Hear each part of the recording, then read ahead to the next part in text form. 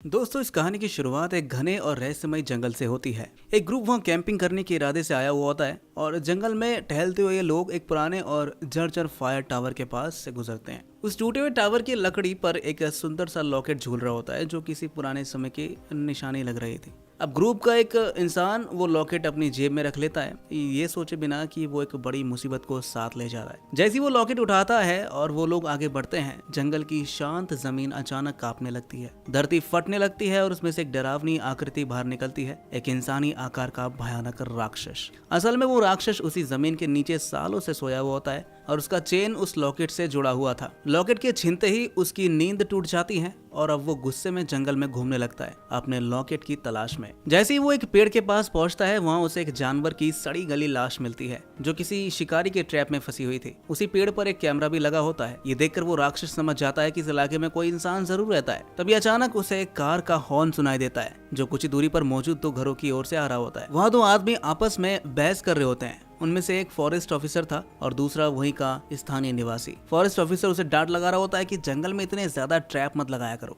अगर कोई टूरिस्ट उसमें फंस गया तो बड़ी मुसीबत हो सकती है। इन दोनों को ये अंदाजा नहीं होता कि दूर खड़ा वो भयानक राक्षस लगातार उनकी तरफ बढ़ता जा रहा था। वो अपनी बहस में इतने उलझे होते हैं कि खतरे को बिल्कुल भी महसूस नहीं कर पाते। बहस के कुछ देर बाद फॉरेस्ट ऑफिसर गुस्से में वहां से चला जाता है और दूसरा आदमी अपने घर की ओर बढ़ता है। घर में पहुंचते ही वो अपनी बंदूक लेकर बाहर निकल आता है। शायद उसे कुछ अजीब सा एहसास हो रहा था, लेकिन उसके जाने के बाद वो भयानक राक्षस जिसे हमने पहले देखा था उसी आदमी के घर में घुस जाता है। घर में दाखिल होते ही उसकी नजर एक लॉकेट पर पड़ती है। ये लॉकेट बिल्कुल उसी की तरह दिखता है जिसे ग्रुप का एक सदस्य पहले उठा चुका होता है। तभी उसे मिरर में एक परछाई दिखाई देती है और वो परछाई असल में उसी की थी। इस परछाई को देखते ही उसे अपने बीते हुए पल की याद आने लगती है, खासकर वो वक्त जब उसके पिता ने उसकी माँ का वही लॉकेट देते हुए कहा था, इसे कभी अपने से दूर मत होने देना। अब हमें ये समझ में आ जाता है कि वो लॉकेट उसके लिए इतना जरूरी क्यों था। ये सिर्फ एक गहना नहीं था बल्कि उसकी माँ की आखिरी निशानी थी और शायद उसी लॉकेट की ताकत से वो जमीन के नीचे सोया हुआ था। लेकिन अब क्योंकि वो लॉकेट उससे दूर हो चुका था, इसलिए वो किसी भी हालत में उसे ढूंढ कर ही रहेगा। जैसे वो अपने लॉकेट की ओर बढ़ता है, तभी घर का असली मालिक लौट आता है। जैसे उसकी नजर उस राक्षस पर पड़ती है, वो डर के मारे कांपने लगता है, क्योंकि अभी तक फिल्म में उस राक्षस की पूरी झलक दिखाई नहीं दी थी, लेकिन उसकी मौजूदगी ही काफी डरावनी थी। वो आदमी कुछ कह भी नहीं पा रहा था और राक्षस उसके हाथ से पकड़ी हुई बंदूक छीन लेता है। जान बचाने के लिए वो आदमी तेजी से जंगल की तरफ भागता है, लेकिन किस्मत उसका साथ नहीं देती। भागते भागते वो अपने ही लगाए हुए ट्रैप में फंस जाता है। अब राक्षस को उसे पकड़ने में कोई दिक्कत नहीं होती। उसने अपने लाल और भयानक हाथों से उस आदमी का चेहरा चीर और फाड़ दिया।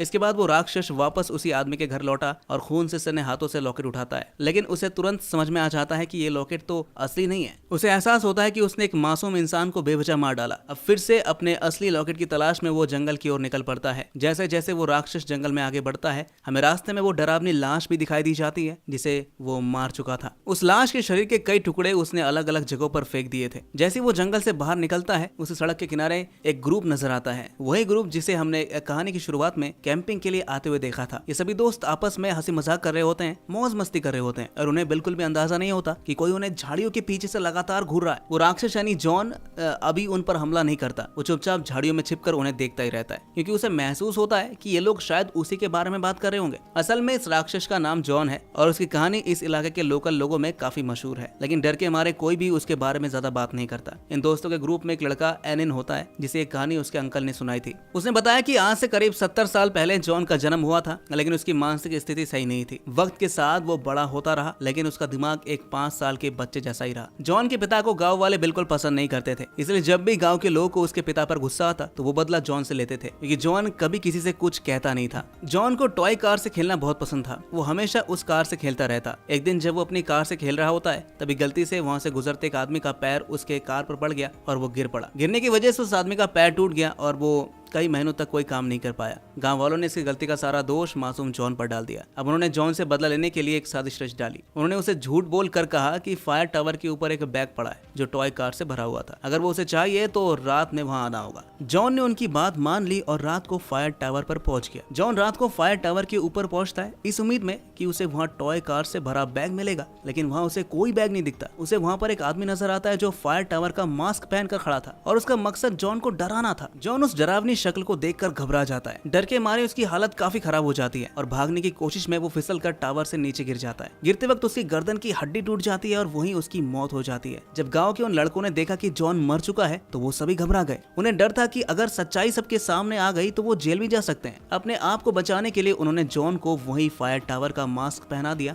जिससे वो गिरने से पहले डर गया था, और फिर उन्होंने पूरे गांव में झूठी कहानी फैला दी कि जॉन खुद ही खेलते खेलते टावर से गिर गया और उसकी वहीं मौत हो गई। गांव वालों ने इस कहानी पर यकीन भी कर लिया, लेकिन जॉन के पिता को इस पर यकीन नहीं हुआ। उन्हें पक्का यकीन था कि उनके बेटे की मौत के पीछे इन लड़कों का ही हाथ है। जॉन के डैड ने जब उन लड़कों से बेटे की मौत की सच्चाई पूछने की कोशिश की तो बात बहस से लड़ाई तक पहुंच गई। उस पूरे ग्रुप ने मिलकर जॉन के पिता को बुरी तरह पीटा, इतना कि उनकी जगह पर ही मौत हो गई। जब ये मामला पुलिस तक पहुंचा तो पुलिस ने भी इसे गंभीरता से नहीं लिया और धीरे धीरे गांव वालों ने भी इस हादसे को भुला दिया। लेकिन जॉन नहीं भूला। अपने पिता की मौत के एक हफ्ते बाद जॉन पहली बार दोबारा जिंदा हुआ। वो सीधा जमीन से निकल कर आया और इसके बाद उसने गाँव के हर उस आदमी को मौत के घाट उतार दिया जिसने उसके या उसके डैड के साथ गलत काम किया था। जॉन के इस भयानक कहर को रोकना नामुमकिन था। तभी किसी को उसकी एक कमजोरी का पता चला, उसकी माँ का लॉकेट। उस लॉकेट को देखकर जॉन को दोबारा से जमीन के अंदर सुला दिया गया। फिर कई सालों तक वो सोता ही रहा, लेकिन वक्त के साथ जैसे ही वो लॉकेट उससे दोबारा दूर हुआ, जॉन फिर से जिंदा हो गया। फिर उसने काफी तबाही मचाई। फिर किसी तरह उस लॉकेट को ढूंढकर एक बार और जॉन को फिर से सुला दिया गया और अब तीसरी बार वो लॉकेट फिर से जॉन से दूर हो गया था। अब इसी लॉकेट की तलाश में जॉन अब फिर से सामने आया। अब जबकि जॉन एक बार फिर जिंदा हो चुका था तो वो पूरी ताकत से अपने लॉकेट की तलाश में जंगल में घूम रहा था। जॉन को मारा नहीं जा सकता क्योंकि वो अब एक अनडेड बन चुका था, यानी मौत से परे। उसे बस एक ही चीज से शांत किया जा सकता था, उसकी माँ का लॉकेट उसे वापस कर दो। कहानी अब फिर से उसी फ्रेंड्स ग्रुप पर लौटती है जो जंगल में कैंपिंग कर रहे थे। जॉन की कहानी सुनने के बाद ये सभी दोस्त एक ग्रुप सेल्फी लेते हैं और फिर हर कोई अपने अपने केबिन में चला जाता है। लेकिन उन्हें ये नहीं पता था कि जॉन अभी भी झाड़ियों में छिपकर उन्हें देख रहा था। काफी देर बाद ग्रुप का एक लड़का एरन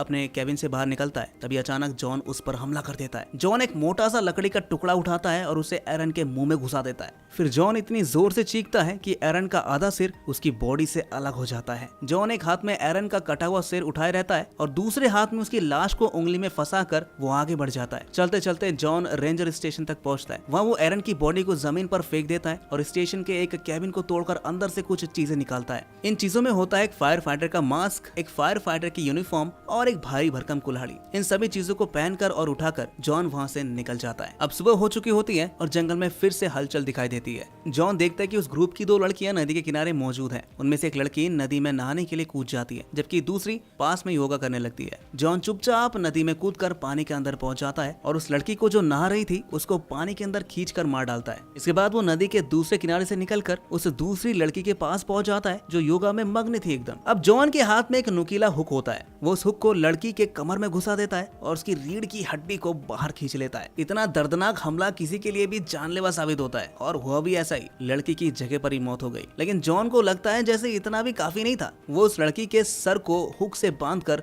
उसकी कमर में बने छेद से निकाल देता है जिससे उसकी बॉडी पूरी एक गोल बॉल जैसी बन जाती है। इसके बाद जॉन उस शरीर को एक पहाड़ी चट्टान से नीचे फेंक देता है और फिर वहां से आगे बढ़ जाता है। जंगल में थोड़ा और आगे बढ़ता है वो तो उसे दूर दो लड़के आपस में बहस करते हुए नजर आते हैं। ये दोनों बहुत घबराए थे क्योंकि उनके ग्रुप के कई साथी अचानक गायब हो चुके थे और उन्हें समझ में नहीं आ रहा था कि आखिर क्या हो रहा है। उनमें से एक लड़का सुझाव देता है कि हमें रेंजर स्टेशन जाकर इन सब की शिकायत करनी चाहिए, लेकिन दूसरी लड़की को ये बात बेमतलब लगती है। अब उसका कहना था कि बिना किसी पक्के सबूत के रेंजर कुछ नहीं करने वाला। अब इसी बीच उनकी बहस चली रही होती है कि अचानक उनकी गाड़ी की चाबी उनके हाथ से गिरकर दूर झाड़ियों में गिर जाती है। अजीब बात यह थी कि वो चाबी जाकर सीधे जॉन के पैरों के पास गिरती है और उस चाबी में एक टॉय कार की रिंग भी लगी थी। वही टॉय कार जिससे जॉन को बचपन से खेलना बहुत पसंद था। जॉन जैसे उस टॉय कार को देखता है वो बच्चों की तरह उसे लेकर खेलने लग जाता है। ये देखकर लड़का कहता है कहीं ये सब जॉन का ही तो काम नहीं। जैसे ही जॉन ने अपना नाम सुना उसका गुस्सा सातवें आसमान पर पहुंच गया। वो एकदम से उन दोनों के सामने आ जाता है। दूर से जॉन अपनी कुल्हाड़ी उन दोनों की ओर फेंकता है जो जाकर एक लड़के की टांग में लगती है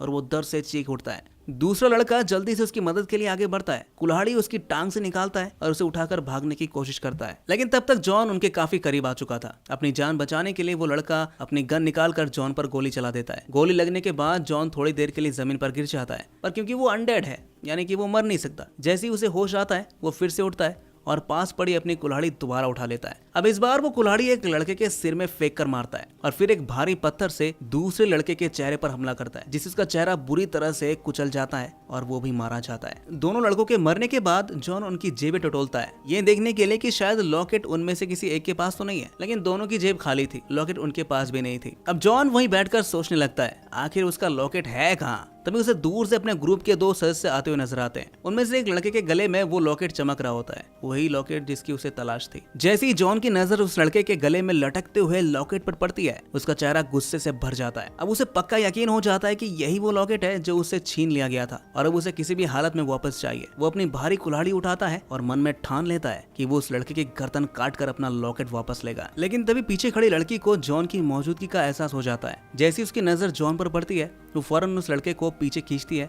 और दोनों मिलकर तेजी से अपनी बाइक स्टार्ट करते हैं। जॉन अपनी पुरानी आदत के मुताबिक तेज नहीं दौड़ता, वो हमेशा धीरे धीरे बिना घबराए अपने शिकार का पीछा करता है। अब वो भी उनके बाइक के पीछे पीछे उसे शांत और भयानक चाल में चलने लगता है। वो दोनों किसी तरह रेंजर स्टेशन पहुंचते हैं और वहां पहुंचकर जॉन के बारे में शिकायत करते हैं। रेंजर जो इसी इलाके का होता है वो ये सब सुनकर चौंकता नहीं, क्योंकि वो पहले से ही जॉन की कहानी जानता था। फिर उसकी नजर उस लड़के के गले में पड़े लॉकेट पर जाती है। जैसे वो लॉकेट देखता है, उसका चेहरा गंभीर हो जाता है। वो लड़की की ओर गुस्से से देखता है और कहता है, तुम्हें क्या जरूरत थी उस जगह से ये लॉकेट उठाने की, ऐसी अनजान जगहों से चीजें नहीं उठाया करते। फिर वो आगे कहता है, तुम्हें अंदाजा भी है तुमने क्या कर दिया। ये वही लॉकेट है जिससे जॉन को 2 बार जमीन के नीचे सुलाया गया था। पहली बार मैंने खुद उसे ये लॉकेट दिखाकर सुलाया था और उससे पहले मेरे पिताजी ने यह किया था और अब शायद मुझे फिर से वही करना पड़ेगा। ये सुनकर लड़की एक सुझाव देती है, तो क्यों ना हम वही लॉकेट वापस जॉन को दे दें, शायद वो फिर से सो जाए। रेंजर उसकी बात सुनकर थोड़ा टेढ़ी मुस्कान देता है और कहता है, क्या तुम्हें यकीन है कि वो लड़का तुम्हें लॉकेट लेकर जॉन के पास जाने देगा? क्या वो तुम्हें बचाने के लिए लॉकेट देगा या खुद बचकर भाग जाएगा? बातों ही बातों में रात हो जाती है और उसी वक्त जॉन भी रेंजर स्टेशन तक पहुंच जाता है। जैसे ही रेंजर की नजर जॉन पर पड़ती है, वो अपनी बंदूक निकालकर उस पर गोली चला देता है। गोली लगते ही जॉन थोड़ी देर के लिए गिर जाता है। इनका प्लान था कि जैसे ही जॉन बेहोश होगा, वो उसे किसी तरह काबू में कर लेंगे और वापस उसकी कब्र में ले जाएंगे। लेकिन उनका ये प्लान ही रह जाता है, क्योंकि अगले ही पल जॉन को होश आ जाता है और वो फिर से इन लोगों पर हमला कर देता है। जॉन के होश में आते ही रेंजर और दोनों बच्चों पर खतरा मंडराने लगता है। अब वो पूरी ताकत से हमले पर उतर आते हैं। सबसे पहले वो रेंजर की जेब से उसकी बंदूक छीन लेता है और उसी पर पलट कर हमला कर देता है। इसी बीच लड़का और लड़की किसी तरह अपनी जान बचाने के लिए वहां से भाग खड़े होते हैं। लेकिन हैरानी की बात यह होती है कि जॉन उनके पीछे नहीं दौड़ता। उसकी नजर तो पहले अपने पुराने दुश्मन रेंजर पर पड़ती है, जिससे वो सालों पुराना हिसाब चुकाना चाहता था। अब जॉन अपने साथ लाए हुक को रेंजर की पीठ में डालता है और उसकी रीढ़ की हड्डी पूरी ताकत से बाहर खींच लेता है। इसके बाद जॉन रेंजर की लाश को घसीटते हुए ले जाता है उस केबिन में जहाँ कुछ समय पहले वो एरन की बॉडी फेंक चुका था। वहाँ एक मशीन होती है, उसी के जरिए वो पहले रेंजर का हाथ काटता है, वही हाथ जिससे रेंजर ने सालों पहले जॉन को सुलाया था। फिर वो रेंजर का सिर काट कर उसे पूरी तरह मार डालता है। रेंजर को खत्म करने के बाद अब जॉन फिर से अपने असली टारगेट यानी उस लड़का और लड़के की तलाश में जंगल की ओर निकल पड़ता है। जैसे वो जंगल में पहुंचता है, हमें पता चलता है कि लड़का और लड़की पहले एक प्लान बना चुके थे ताकि जॉन को फंसाया जा सके। इस प्लान के तहत लड़का खुद जॉन के सामने आकर उसे अपनी ओर आकर्षित करता है, लेकिन इससे पहले कि वो कुछ कर पाता, जॉन एक झटके में उस पर कुल्हाड़ी से हमला कर देता है। लड़का जमीन पर गिर जाता है और जॉन को उसे खत्म करने का मौका मिल जाता है। हर बार की तरह जॉन बड़ी बेरहमी से बार बार अपनी कुल्हाड़ी उसके शरीर पर चलाता है, जैसे वो उसे टुकड़े टुकड़े करना चाहता हो। ये सब देखकर लकड़ी डर के मारे कांपने लगती है। उसके हाथ में वही लॉकेट होता है जो उसने पास रखी एक कैन में रख दिया था। फिर वो तुरंत वहां से भाग खड़ी होती है। वो बहुत तेजी से दौड़ती है। उसका एक ही मकसद होता है, किसी तरह इस जंगल से बाहर निकल जाना। लेकिन ना जाने क्यों उसे लगने लगता है कि ये जंगल किसी भूल भुलैया की तरह बन चुका है। वो चाहे जिस दिशा में क्यों ना जाए, हर बार जॉन उसके सामने आ खड़ा होता है। जॉन अब भी लड़के के लाश के पास खड़ा कुल्हाड़ी से उसे काटता ही जा रहा था। यह नजारा बेहद डरावना था। बहुत देर तक भागने के बाद लड़की अपने डर पर थोड़ा काबू पाने की कोशिश करती है। वो सोचती है कि अगर वो इसी तरह भागती रही तो जॉन से बचना नामुमकिन है, इसलिए वो अपने दिमाग का इस्तेमाल करती है और जंगल से बाहर निकलने का कोई नया रास्ता तलाशती है। काफी कोशिशों के बाद वो आखिरकार एक सड़क तक पहुंच जाती है। किस्मत से वहाँ से एक और लड़की गाड़ी से गुजर रही होती है। वो रुकती है और उसे लिफ्ट देती है। गाड़ी में बैठते ही घायल और डरी हुई लड़की बेहोश सी होने लगती है। वो लड़की उसकी हालत देखकर घबरा जाती है और उससे पूछती है, क्या हुआ तुम्हारे साथ? डरी हुई लड़की धीमी आवाज में कहती है, कुछ नहीं, मैंने बस एक बहुत ही भयानक जानवर देख लिया है। वो लड़की थोड़ा मुस्कुराते हुए जवाब देती है, हाँ मैं समझ सकती हूँ, जंगल में लोग अक्सर डर जाते हैं। एक बार मेरे भाई ने भी एक बहुत ही डरावना भालू देख लिया था जिसने उस पर हमला किया था, लेकिन किसी तरह उसकी जान बच गई। फिर वो सोचते हुए कहती है, क्या पता वो भालू नहीं, वही जॉन रहा हो। इतने बातों के दौरान वो देखती है कि उसके साथ बैठी लड़की की हालत बिगड़ रही है। उसके पाँव से बहुत ज्यादा खून बह रहा था। ड्राइवर लड़की फौरन अपनी गाड़ी साइड में रोकती है ताकि उसके पैर की पट्टी कर सके, लेकिन घायल लड़की उसे बार बार मना करती है, प्लीज गाड़ी मत रोको, बस चलाते रहो, जंगल से बाहर निकलना है हमें। पर ड्राइवर लड़की उसकी एक नहीं सुनती और उसकी मदद करने के लिए गाड़ी रोककर उसका जख्म बांधने लगती है। इस दौरान घायल लड़की लगातार जंगल की ओर डर डर कर देखती रहती है, जैसे उसे पूरा यकीन हो कि अब जॉन वहां से निकलकर दोनों को मार डालेगा। लेकिन ऐसा नहीं होता। फिल्म के आखिरी सीन में हम जॉन को जंगल के अंदर देखते हैं, जहाँ वो शांत खड़ा होता है। उसके हाथ में उसका लॉकेट था। हाँ, आखिरकार उसे अपना लॉकेट मिल ही चुका था। अब जब उसे अपनी माँ की आखिरी निशानी वापस मिल गई है तो वो बिना किसी और को नुकसान क्यों पहुंचाएगा। वो चुपचाप वहां से दूर चला जाता है। और इसी के साथ ये डरावनी और खौफनाक और रहस्यमय कहानी यहीं पर खत्म हो जाती है। तो दोस्तों, कैसी लगी आपको ये कहानी कमेंट में जरूर बताएगा और ऐसी मूवी एक्सप्लेनेशन देखने के लिए हमारे इस चैनल को भी सब्सक्राइब जरूर कर लीजिएगा।